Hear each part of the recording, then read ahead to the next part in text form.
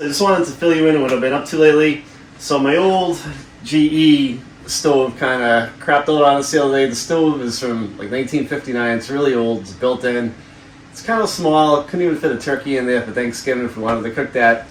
So I figured if something was working for so long, stick with the same brand.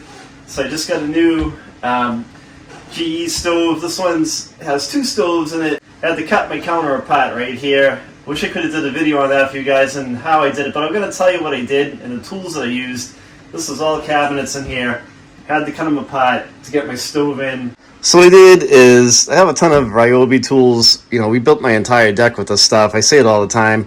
Worked pretty good.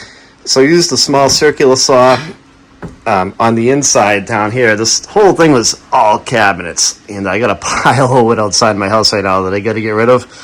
But I cut down in there, and I used a combination of that circular saw and also my Ryobi reciprocating saw right here.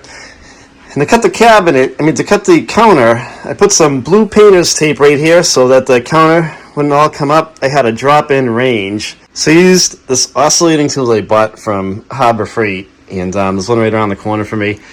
It's the Chicago Electric one. This worked really good. It cuts really fine. This is the blade that I used. Like I said, I put some blue painter's tape on here, and it cut like a straight line all the way down. Yeah, it's a little groovy in here, but that's not for me cutting. That was from the built-in cooktop that I had prior to doing this. So I cut that down, and now all I have to do is make a trim panel right there. So I'm going to get the stove wired in today. I'm going to pull out this old built-in. So this built-in, this is what it looked like on the inside. This thing was built when they were making DeSoto's. So the thing was built not to fail. Here's my new oven right here.